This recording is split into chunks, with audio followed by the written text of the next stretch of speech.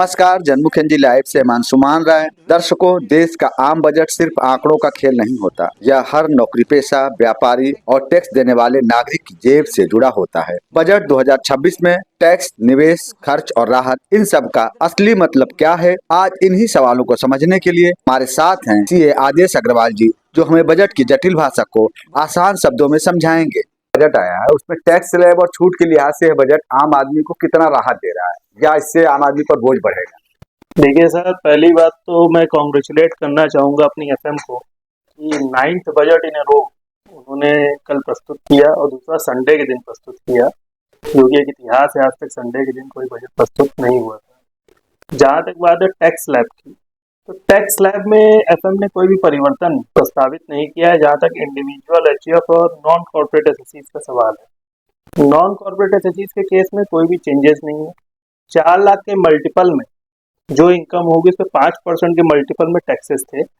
जैसे 0 से 4 लाख तक कोई टैक्स नहीं था, 4 लाख से 8 लाख तक 5% टैक्स है, 8 लाख से 12 लाख तक 10% टैक्स है, 12 लाख से 16 लाख तक 15% से 24 लाख तक 25% और 24 लाख से ऊपर 30% टैक्स है। ये पहले भी था, ये आज भी है। आप जो अब रिटर्न भरेंगे मार्च 26 की, उसमें भी ये स्लैब लगेगा। मार्च 27 की जो फाइल होगी उसमें भी यही स्लैब लगेगा। जहाँ तक कॉर्पोरेट एसएससीज का सवाल है, वहाँ पे एक बहुत बड़ा चेंज आ गया है। पहले मिनिमम अल्टरनेट टैक्स था, मिनिमम अल्टरनेट टैक्स की रेट थी 15%, इसको तो चेंज करके इन्होंने 14% कर दिया, वो तो ठीक था। 1% यहाँ पे फायदा मिला मैट के केस में। मैट तब लगता है जब आप नॉर्मल मतलब कंपनी के केस में भी एक न्यू रिजिम आ गई थी जिसमें कि आप लोअर टैक्स रेट से टैक्सेस दे सकते थे, 22% प्लस सरचार्ज प्लस सेस। तो इफेक्टिवली ये पड़ता था 25.167%। या तो आप वो रेट चुनिए या तो आप नॉर्मल रेट चुनिए। नॉर्मल रेट अगर आप चुनते थे तो आपको मैट भी लगता था अगर आप कोई डिडक्शन लेते हैं। जैसे कि आपका स्टार्टअप डिडक्शन था। स्टार्टअप के लिए क्या था कि 10 साल में कोई 3 साल आप चुन सकते हैं, उन 3 सालों में आपको 100% टैक्स का डिडक्शन था, ऐसा लॉ में था।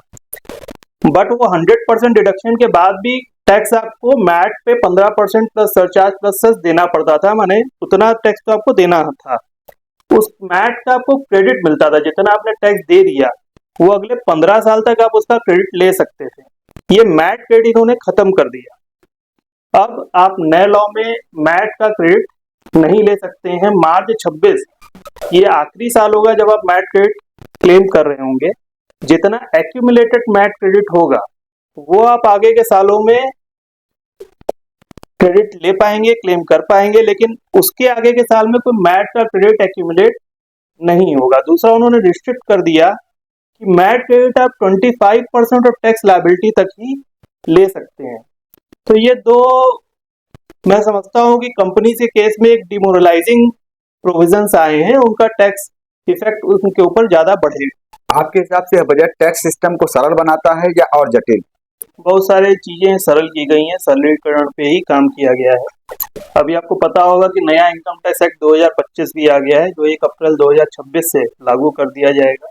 माने इस साल की रिटर्न जो मार्च 26 की जाएगी वो तो पुराने लॉ के हिसाब से जाएगी, पर नया जो अगले साल की रिटर्न या एडवांस टैक्स आप भर रहे होंगे वो नए एक्ट के हिसाब से आप भर रहे होंगे। नया एक्ट बड़ा सरलीकृत है, सामान्य भाषा में लिखा गया है, टेबुलर फॉर्म में दिया गया है। कोशिश की गई है कि आम आदमी की समझ पे वो रहे और आम आदमी पढ़े तो उसको समझ सके। दूसरा, जो सरलीकरण का काम इस बजट के थ्रू किया गया है वो ये किया गया है कि जो रिटर्न की ड्यू डेट्स है वो उनको बढ़ाया गया है। जैसे जो व्यवसाय एसएससीज नहीं करते हैं उनके लिए तो वही 31 जुलाई की ड्यू डेट है, पर जो व्यवसाय करते हैं और ऑडिट में जो नहीं आते हैं उनकी ड्यू डेट 31 जुलाई से बढ़ के 31 अगस्त कर दी गई है, बाकी ड्यू डेट्स वही हैं।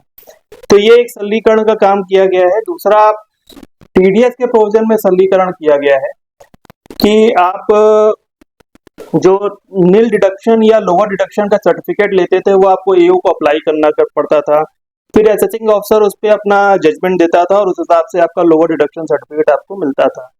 अब लोअर डिडक्शन सर्टिफिकेट आप ऑनलाइन अप्लाई करेंगे, एक सेट रूल्स के तहत वो आपको मिल जाएगा। इसका डिजिटलीकरण कर दिया गया, आप कह सकते हैं। तो इस तरह से सरलीकरण ही किया गया है। बहुत सारी चीजें, जैसे जो प्रोसिक्यूशन प्रोसीडिंग होती थी जहाँ पे आपको जेल भी हो सकती थी, उनको उन्होंने ख़त्म किया है, उस पे उन्होंने पेनल्टी ला दी है। बहुत जगह जो पेनल्टी थी, इनएक्यूरेट पर्टिकुलर्स और कंसीलमेंट ऑफ इनकम और इनएप्रोप्रिएट, तो उनको भी उन्होंने कम ही किया है। तो हर तरह से बजट को आम आदमी के लिए सरलीकृत ही किया गया है। एमएसएमई और छोटे व्यापारियों के लिए बजट कितना व्यवहारिक है? देखिए, एमएसएमई के लिए तो उन्होंने चैंपियन एमएसएमई एक नया उन्होंने प्रपोज किया है। उसके तहत उन्होंने एसएमई के लिए मतलब स्मॉल मीडियम इंटरप्राइजेस के लिए 10,000 करोड़ एलोकेट किया है और माइक्रो इंटरप्राइजेस के लिए 2,000 करोड़ का टॉपअप किया है। तो कहीं ना कहीं एमएसएमई के लिए सरकार पूरी तरह से लगी हुई है और उनके लिए ही उनके लिए कार्य किया जा रहा है। बजट मिडिल क्लास की खपत बढ़ाएगा या सिर्फ निवेशकों को ध्यान में रखकर ये तैयार किया गया है? बजट में देखिए, जहाँ तक मिडिल क्लास की खपत की बात है तो उनका बाइंग पावर तो उसमें बढ़ेगा ही। जब टैक्स आपके सस्ते हुए हैं, जब कम टैक्सेस आपको देने होंगे, जब सरलीकरण किया गया है चीज़ों का, तो आपका बाइंग पावर बढ़ेगा। जब बाइंग पावर बढ़ेगा तो जरूर उनकी खपत बढ़ेगी और नेशन एज ए होल फायदा मिलेगा। शेयर बायबैक को कैपिटल गेन्स में लाने से टैक्स स्ट्रक्चर कितना पारदर्शी हुआ है? सर, बाईबैक में बहुत बार चेंजेस हो गए। पहले कैपिटल गेन था, फिर डिविडेंड हुआ, फिर कैपिटल गेन था, फिर डिविडेंड। पिछले साल तक ये डिविडेंड था, इस बार फिर ये बाईबैक ऑफ शेयर्स पे कैपिटल गेन ला दिया है। डिविडेंड में थोड़ा सा प्रॉब्लम्स थी। डिविडेंड के केस में जो पूरा पैसा मिलता था, मान लीजिए 10 लाख रुपए के हमने शेयर खरीदे और 12 लाख के बेच दिए, तो वो पूरा 12 लाख डिविडेंड मान लिया जाता था। उसको उन्होंने सरलीकृत किया और वापस से कैपिटल गेन में लाया है। ये एक अच्छा मूव है। अब टैक्स प्लानिंग करते समय किन बातों का ध्यान रखना चाहिए? सर, टैक्स प्लानिंग करते वक्त तो मैं तो कहूँगा पहले आप इनकम टैक्स एक्ट 2025 को पूरी तरह से थ्रू करना पड़ेगा। बहुत सारे चेंजेस हुए हैं, बजट केवल एक उसका माध्यम है। बजट में पुराने एक्ट इनकम टैक्स एक्ट 1961 और इनकम टैक्स एक्ट 2025 दोनों में चेंजेस प्रपोज किए गए हैं। अभी इनकम टैक्स 2025 तो लागू ही नहीं हुआ है, जो 1 अप्रैल 2026 से होगा। टैक्स प्लानिंग जब हम करते हैं तो हम एडवांस में करते हैं, आगे के सालों के लिए करते हैं, तो ऑब्वियसली हम फाइनेंशियल ईयर 26-27 की बात कर रहे होंगे। तो उसके पहले हमें पूरा इनकम टैक्स एक्ट 2025 पढ़ना होगा। उसमें बहुत सारी चीज़ें हैं जिसको हमें ध्यान में देना होगा। जैसे कि आप पहले था कि अगर आपने नए कॉर्पोरेट एसएससीज के केस में अगर आपने नए रिजिम में चले गए 22% प्लस सरचार्ज प्लस सेस के केस में, तो आप ओल्ड रिजिम में कभी नहीं जा सकते थे। लेकिन आज के केस में जब पुराना लॉ ही रिपील हो गया है, तो आप फिर से नई और पुरानी में तय कर सकते हैं कि आपको किस रिजिम में जाना है। जब प्रिजम्पटिव टैक्सेशन की अगर बात करें, तो प्रिजम्पटिव टैक्सेशन माने एक सर्टेन रेट से आप अपने टर्नओवर का आप टैक्स देते थे। तो प्रिजम्पटिव टैक्सेशन में बहुत सारे चेंजेस आ गए। प्रिजम्पटिव टैक्सेशन में अब कोई लॉस, कोई अलाउंस, कोई डिडक्शन अब आपको उस इनकम के अगेंस्ट में नहीं मिलेगा। यानी कि carry forward losses, brought forward depreciation का बेनिफिट अब प्रिजम्पटिव टैक्सेशन इनकम के अगेंस्ट में नहीं मिलेगा, जो पहले मिला करता था। तो बहुत सारे चेंजेस हैं जिनको आपको पढ़ना होगा, समझना होगा, तभी आप टैक्स प्लानिंग की जा सकती है। ओवरऑल इस बजट को आप कैसे देखते हैं? ओवरऑल इस बजट को मैं ऐसे देखता हूँ कि ये लोक लुभावन बजट एकदम नहीं है। ये भावी प्रगति को ध्यान में रखते हुए, देश की प्रगति को ध्यान में रखते हुए बनाया गया है। कोई लोक लुभावन वादे नहीं किए गए हैं और प्रगतिशील बजट है। ये आम आदमी के लिए टैक्स फ्रेंडली है या जटिल होगा? निश्चित ही टैक्स फ्रेंडली।